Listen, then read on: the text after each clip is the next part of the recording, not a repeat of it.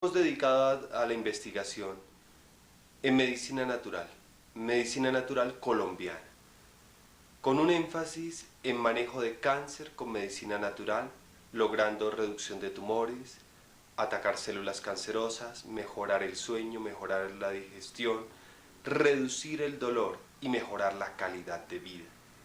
En pacientes de SIDA, lograr subir defensas, mejorar su calidad de vida, manejo de diarreas, manejo de herpes zóster, manejo de candidiasis y otras enfermedades oportunistas del VIH-Sida. Como una imagen vale más que 1000 palabras, empezaremos compartiendo un programa que se llama Señales, un programa de televisión como sanador católico.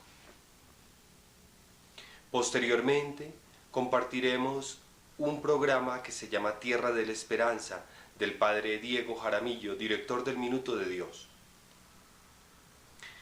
En medio de la entrevista vamos a compartir experiencias de pacientes de cáncer, de pacientes de SIDA tratados con nuestra medicina natural colombiana.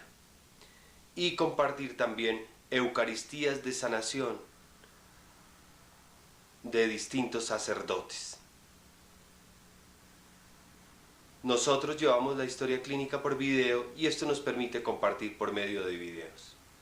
Que el Señor los bendiga y espero que sea de su agrado. Claros de una persona que... Canal A es televisión. El siguiente programa es para mayores de 12 años.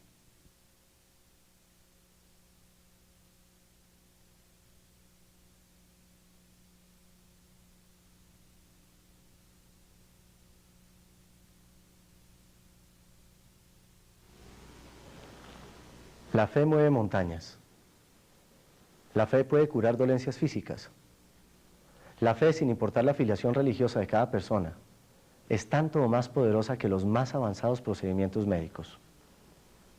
Casos en los que la ciencia se da por vencida son milagrosamente resueltos por intervenciones sobrenaturales.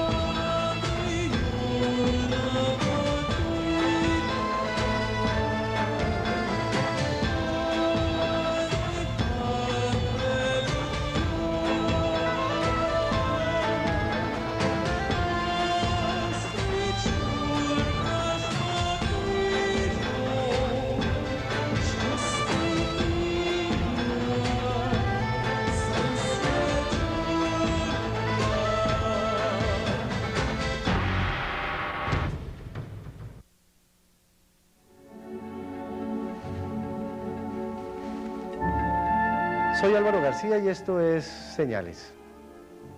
La medicina ha avanzado a pasos agigantados desde la época de Hipócrates, convirtiendo algunos de los males del pasado en simples malestares pasajeros. Aún así se ve impotente ante las enfermedades cada vez más crueles y resistentes a la intervención de los médicos. Sin embargo, inexplicablemente, algunos pacientes desahuciados o terminales entran de pronto en una franca recuperación. ¿Cómo puede suceder esto? ¿Qué explicación se le puede dar a la desaparición de un cáncer? ¿Cómo sustentar científicamente que un pronóstico mortal quede demeritado por una súbita y, por qué no, milagrosa curación? Las respuestas a estas preguntas en unos momentos. Ya regresamos con más Señales.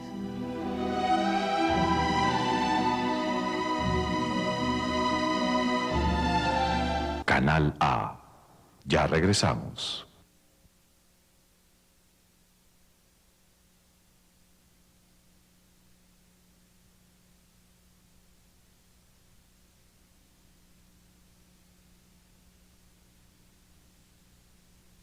Este es Canal A. No hay tesoro más preciado que la salud. Yo creo que para todos es un recuerdo doloroso vernos postrados en una cama por una enfermedad. Todos quisiéramos morir de viejos, sin embargo, las enfermedades y la violencia se llevan a la mayoría de las personas. Cuando una enfermedad es pronosticada como mortal, no da segundas oportunidades. Ahorita el frío que tengo, no sé si sea frío, si sea escalofrío. Porque como le digo, doctor, en 4 días estoy decayendo. Temblor. Se perdió. En la fiebre. No amanecí con fiebre. Desde que salí de la clínica, ya 8 días, 9 días, no me han mandado ninguna droga ni nada de hospital y lo único que estoy tomando es la medicina natural y estoy bien, me siento bien. Hace 14 años me fui de misión para el Chocó a tratar a nuestros hermanos morenos y a nuestros hermanos indígenas con medicina natural. En esta área no se encontraba cáncer y empezamos a investigar el por qué en esta área no se encontraba cáncer. En oración le pido yo al Señor que me ilumine de qué es esto. Encuentro que en la Universidad del Valle hay una investigación sobre el borojó como antitumoral y el borojó es rico en la región del Chocó. Luego, en Venezuela, encuentro que una señora que se llama Edith Hernández lleva curando más de 35 años pacientes con alimentación vegetariana. Nosotros pues practicamos una medicina tradicional y nosotros defendemos y pues damos soporte a esa medicina.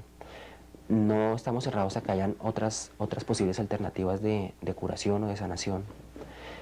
Eso no quiere decir que no las haya o que no existan, pero nosotros en principio pues no las practicamos y no tenemos un soporte para esos otros métodos alternativos de curación o de sanación. En cuarto de primaria nos enseña que el hombre es cuerpo, mente y espíritu. La primera parte de nuestra es dedicarnos al hombre como cuerpo. Entonces la acción de las plantas en el cuerpo. Lo que pasa es que cuando uno le informan que tiene SIDA, uno cree que se va a morir al otro día. Porque pues como la información que hay de esto es tan errada, la gente cree que es que aparecer uno con SIDA, primero que todo, lo que sentí yo fue que la sociedad me iba a rechazar. Y era lógico, en ese momento rechazaban a todo el mundo, yo no iba a hacer la excepción. Hace 2 años yo conocí a un Jesús, creía que Jesús sanaba, pero yo no lo había visto concretamente sanar, haciendo milagros inmediatos. En 1992 empezamos a tratar nosotros pacientes de SIDA, no porque lo pretendiéramos así. Nosotros veníamos tratando pacientes de cáncer. Empezaría, digamos, planteando que hay una cantidad de fenómenos que no son explicados por lo que se denomina la ciencia. Eso lo constatamos, digamos, en la vida cotidiana, por testimonios directamente de aquellos que recibieron las sanaciones o por testimonio de aquellos que la efectuaron. ¿Cuál sería mi mayor sorpresa en esta semana a ir al hospital a que me lleven la patología?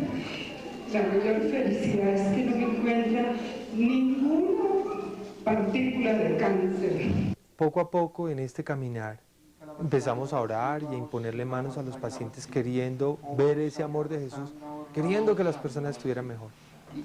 Pero lo más trascendente nos ocurre hace 2 años cuando una paciente de SIDA se nos cura en una misa de sanación de un sacerdote, del padre Álvaro Puerta, en Motavita, y esto sí me cuestionó. Pienso en algún momento de que obedece, digamos, como a 2 lógicas diferentes. La lógica, digamos, del pensamiento científico que puede utilizar, digamos, la medicina, la neurología y las diversas ramas. Y la lógica que tiene este tipo, digamos, de experiencias en donde la gente constata, testimonia, ¿sí?, que ha tenido, digamos, algún tipo de cambio cuando no podían haberlo alcanzado o cuando no lo alcanzaron con otro tipo de intervenciones? Pues yo pienso que todo esto es ciencia, porque la ciencia es lo que es demostrable. La gravedad es demostrable, ¿cierto? Cuando tú sueltas un elemento y este cae, estás haciendo una demostración científica de una ley, que es la ley de la gravedad. Cuando yo te puedo compartir una experiencia con hechos claros de una persona que estaba tullida y ahora camina, es una evidencia clara de que aquí pasó algo. Tenía una artritis degenerativa en todo el organismo, sin posibilidades de volver a caminar ni a mover ninguna articulación de mi cuerpo, nada.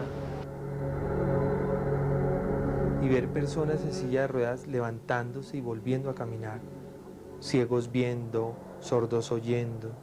Y me acuerdo de cuando Juan el Bautista le manda a preguntar a Jesús, ¿quién eres tú? Juan el Bautista ya estaba en la cárcel y le manda a preguntar por medio de sus discípulos, oye, ¿quién eres tú? Le preguntan los discípulos de Juan a Jesús, ¿eres el Mesías? ¿Eres un profeta? ¿Quién eres? Y Jesús comparte el día con ellos y delante de ellos sana ciegos, sordos, mudos, y les dice al terminar el día, vayan y le dicen a Juan que estos son los signos del reino de Dios. Según la medicina tradicional, según lo que conocemos hasta el momento, la infección por el virus del SIDA es una infección que hasta el momento, en el momento actual de nuestra ciencia, no se ha descubierto la cura. Pueden haber reportes aislados de curación o de personas que estaban infectados y que después ya no lo están, pero los consideramos más como reportes aislados y nos basamos más en la evidencia de que en el momento la infección por el virus del SIDA no tiene curación.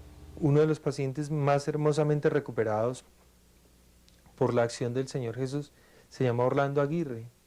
Orlando Aguirre Cardón es un pereirano que estando en su lecho de enfermo, teniendo SIDA, le dice al Señor Jesús, Señor, si tú me brindas una oportunidad, yo voy a dar testimonio de ti y voy a enseñar a mis hermanos donde tú me des la oportunidad para enseñarlos acerca de esta enfermedad, para que otros muchos no se infecten.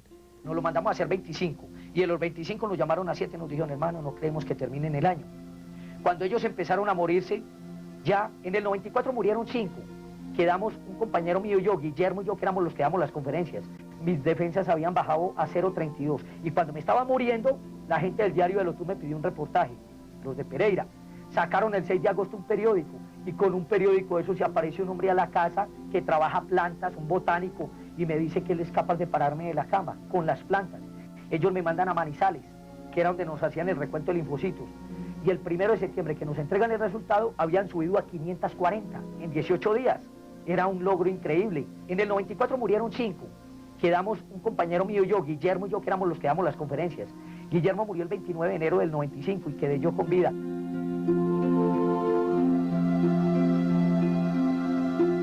Canal A. Ya regresamos.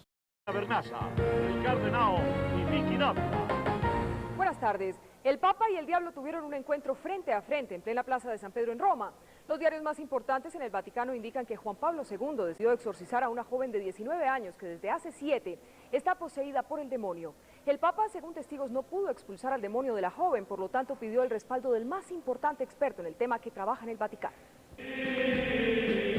Satanás, considerado el más grande enemigo de los devotos católicos, se hizo presente en el corazón de la Iglesia presidida por Juan Pablo II. El demonio, como lo llaman otros, dejó de ser un escalofriante protagonista de ficción para espantar aquí, en la plaza de San Pedro en Roma y a plena luz del día, al mundo entero. Una adolescente de 19 años, aparentemente poseída por Satanás, atrajo la atención del Papa, quien llamó inmediatamente al jefe de exorcismos del Vaticano, Gabriele Amor. Así lo relata el prestigioso diario The Telegraph, donde se recogen estremecedores testimonios de los prelados que acompañaban al Papa y quienes presenciaron los intentos del máximo jerarca de la Iglesia por exorcizar a la joven. Satanás se hizo presente de forma espectacular y mostró sus músculos. Pero el intento desesperado de Juan Pablo II por alejar al maléfico Satanás no dio resultado. Según los diarios, el Papa enfrentó durante media hora al mismísimo demonio. Incluso el secretario general del Vaticano, obispo Gianni Danzi, intentó controlar la situación enarbolando un crucifijo, pero la niña continuó poseída por una fuerza extraordinaria que volvió inútiles los esfuerzos de la Guardia Papal por contenerla. La niña comenzó a insultarle, decía frases inconexas y habló en lenguas extranjeras. La conmoción en Roma es total, aunque el Vaticano no se ha pronunciado sobre el diabólico hecho. Lo cierto es que Juan Pablo II prometió realizar una misa por la niña que, dicen, sufre los terribles embates del demonio. El profesor sindicado de la muerte del patrullero de la policía en la Universidad Nacional. Vine en octubre del año pasado. Ese día vine sin caminar y me fui caminando. Progresivamente me fui alentando. El 8 de diciembre volví, y el 7 de diciembre. Y hoy ya vuelvo a Dios gracias totalmente curada, con mis primeros exámenes y con los últimos que me hicieron para dar fe. Un día en diálogo con el padre Álvaro me sugiere que después de las consultas yo le imponga manos a los pacientes. Y sinceramente me da cosa, yo pienso que qué oso. Dios mío, ¿qué van a pensar cuando tú vienes con un cáncer, con un tumor, con una cosa muy grave, y vienes a buscar una persona que te da alguna respuesta como científica, y creen que Dios no es ciencia? Y después de la consulta le digo, oye, ¿quieres que le pongamos esto en las manos del Señor y oremos para que sea el Señor quien pone tus manos sobre ti? Y en esa oración le pedimos al Espíritu Santo que sea Él el quien dirige nuestra oración. Y imponemos manos y empezamos a sentir que algo fluye dentro de nosotros, que a través de nuestras manos hay algo que está pasando. Y las personas empiezan a sentir experiencias curiosas, interesantes, como calor, como desvanecimiento. Por ejemplo, en el caso de un testimonio, digamos, sobre sanación, un individuo que ha tenido algún tipo de disfunción orgánica, o algún tipo de enfermedad orgánica, que se denomina a sí mismo y se reconoce como enfermo, es convocado de pronto porque ha recibido la información o ha sido llevado o ha sido llamado, digamos, a un centro donde hace tipo de prácticas, o de pronto a una iglesia donde ejecutan una serie de rituales. Siento que una energía fluye dentro de nuestras manos. Muchas veces no sentimos nada especial, pero nuestros pacientes sí. Es más, en la mayoría de estos casos, cuando algunos lo refieren a un poder superior, digamos Dios, en cierta forma hay un reconocimiento de que ellos no crearon esa técnica, ni que su poder proviene de sí mismo, que es un poder que ellos mismos recibieron, que ha sido una donación y que ellos a su vez efectúan esa donación en el enfermo. Cuando empiezo a ir a Motavita, Boyacá, conozco un muchacho que se llama Enrique. Y Enrique es un muchacho muy especial porque él también va a una misa de sanación, siendo ateo. No cree en Dios, tiene como 20 años y ni siquiera ha hecho la primera comunión. Llega totalmente tullido. Después de 8 meses de estar paralizado y en una cama. Y la droga tan fuerte que me estaban dando me intoxicó los riñones, me intoxicó el organismo internamente y estaba destrozado.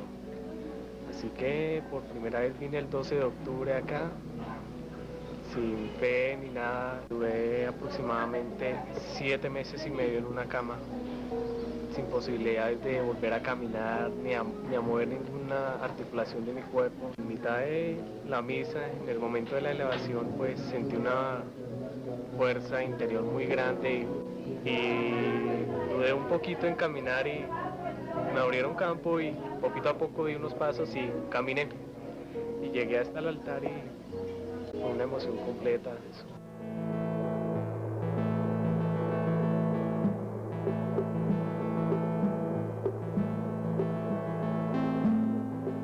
Y ahora camina, es una evidencia clara de que aquí pasó algo. Entonces es ciencia.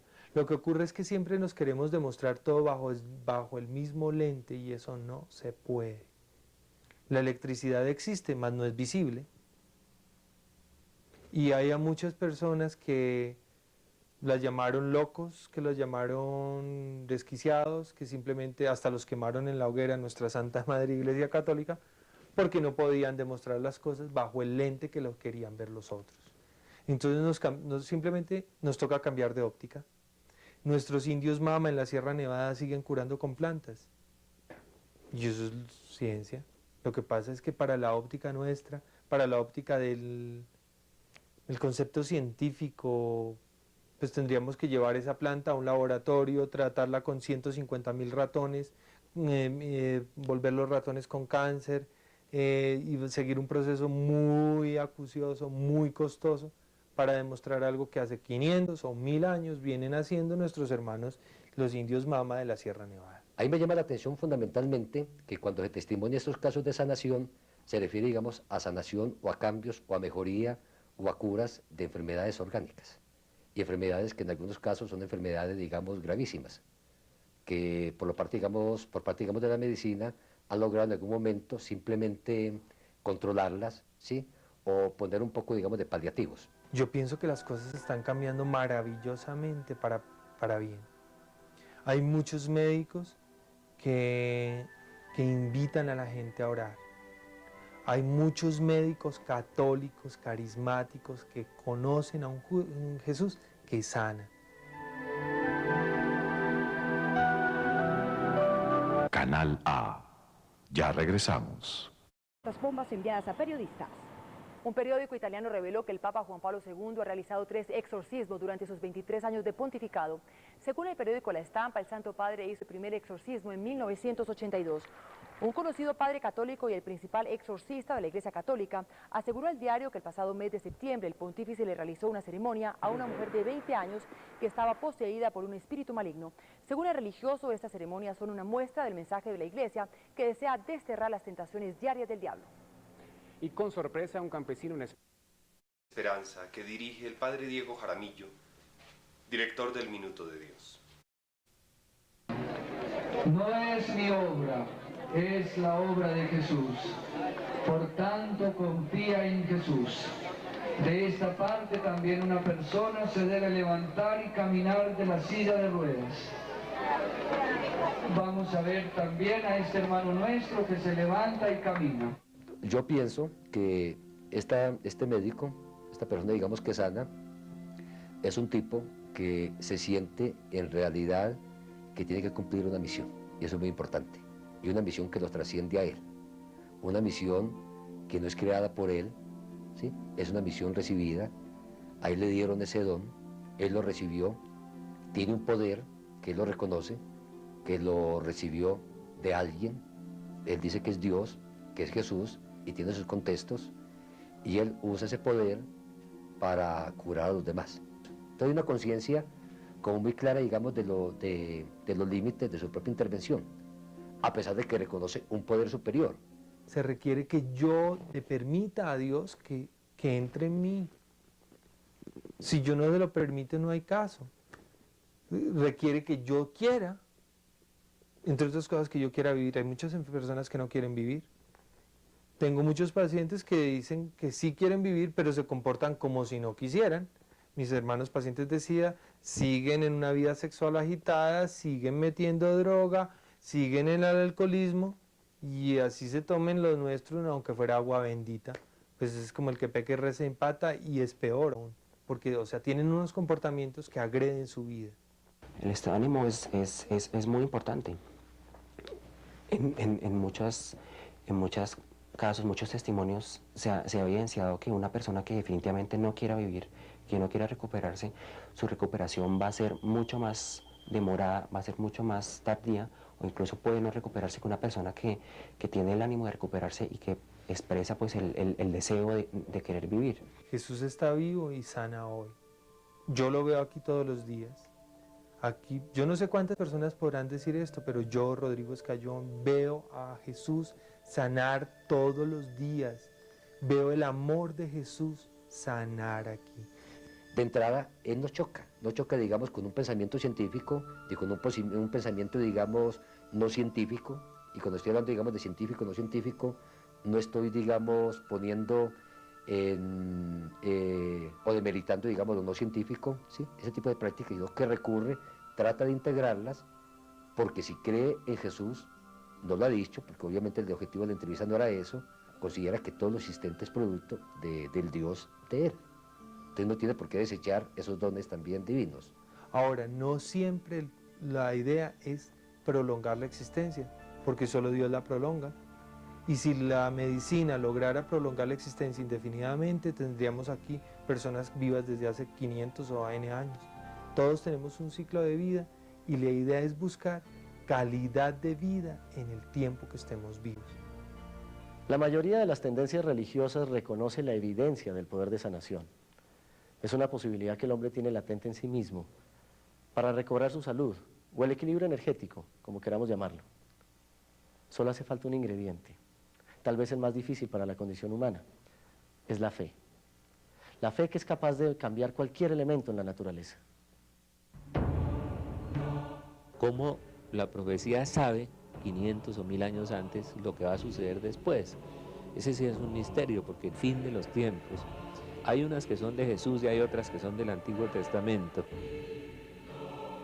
Déjeme menciono 3 parientes del anticristo.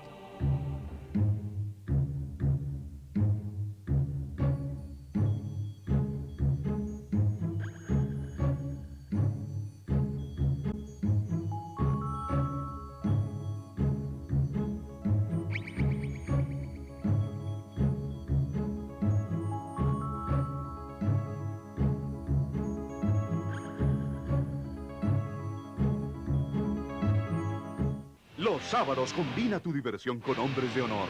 Aprende a sobrevivir en justicia en las calles. Conoce al hombre que por el destino tiene extraña suerte.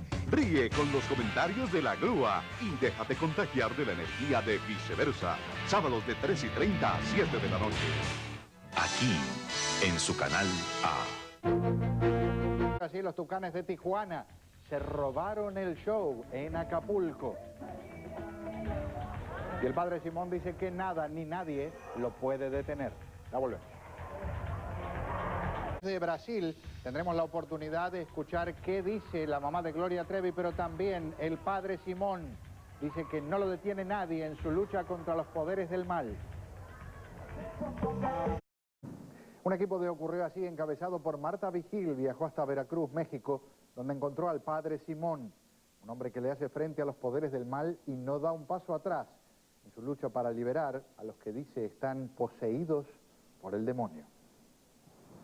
Efectivamente, en el pueblo de Puente Jula, aquí en Veracruz, conocimos un sacerdote que asegura desde hace 20 años se enfrenta al mismísimo demonio y con rezos, cantos, oraciones y hasta gritos ha salvado a miles de almas de las garras de Satanás. Manejamos hasta el pueblo de Puente Jula, una población al suroeste de Veracruz, en donde sus habitantes veneran a este sacerdote, porque aseguran, él los ha salvado del mal, gracias a las sesiones de exorcismo que practica. Estas son misas de exorcismo, porque los liberan y salen liberados. Todas las semanas, el padre Casto Simón intenta liberar a las víctimas de Satanás, oficiando 3 misas seguidas. Misas en donde abunda la fe, el fanatismo, la esperanza, el amor a Dios y el profundo deseo de arrancarse del alma todos sus pecados. Por eso, algunos permiten que se les amarre de la cintura, pies y manos. Y es que el sacerdote asegura que durante el exorcismo, él habla con Satanás a través del cuerpo de las víctimas. A veces he hablado con él y a veces tenemos una cierta conversación entre Satanás, ¿no? Que me dice algunas cosas y todo, ¿no? Claro, a través de la voz de la persona, ¿no? A veces cambian de voz. Así, protegido por un rosario, agua bendita y la palabra de Dios, el padre Casto Simón lucha contra las fuerzas del mal, mientras que todos los presentes rezan sus letanías hasta el final de la sesión. Según el sacerdote, el diablo se apodera del alma de aquellas personas que buscan alivio en el más allá. Son las personas que son supersticiosas, que han ido a templos curanderos, que han ido a la adivinación, que han ido a la astrología, que han ido a esa hechicería, brujería, y si le añades, si tienen mucho odio y rencor, pues también. Y sobre todo los jóvenes que no tienen nada espiritual, música del rock and roll, hard rock, música satánica que tocan en rock and roll, canciones satánicas, subliminales, no, pues que son rebeldes, que son violentos, que ven cosas, que ven fantasmas, que oyen ruidos, que se les aparece una mujer, que se les aparece un perro, que se todas esas cosas, ¿no? Entonces con esto podemos más o menos detectar de que puede haber algún espíritu inmundo, ¿no? Y después de casi 2 horas de rezos, gritos, llantos y exorcismos, todo parece volver a la normalidad. Y con cantos en contra de Lucifer, termina la sesión, al menos por el día de hoy. Y es que dicen allí que para liberar su alma de Satanás